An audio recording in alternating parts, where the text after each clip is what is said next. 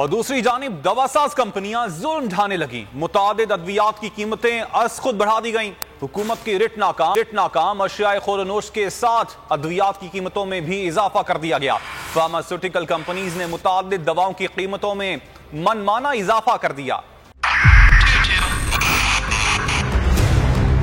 2022 बहुत बड़े तोहफे भी देके गया पाकिस्तान की आवाम को। पाकिस्तान की आवाम को एक तोहफा ये दिया कि आवाम को पता चल गया कि पाकिस्तान का मीडिया क्या है। साल 2022 में सबसे ज्यादा देखे जाने वाला चैनल बोल न्यूज रहा नंबर 1। हमने बहुत सारे शोज और ट्रांसमिशंस की। पूरा साल मुसलसल जदोजहद में निकल गया कि ये वोट ऑफ कॉन्फिडेंस के पीछे कौन लोग थे।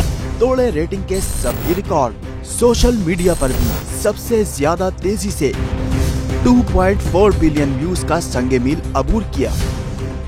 एंकर्स को भी आवाम में सबसे ज्यादा मकबूलियत मिली और सोशल मीडिया पर भी बोल रहा सब पर भारी।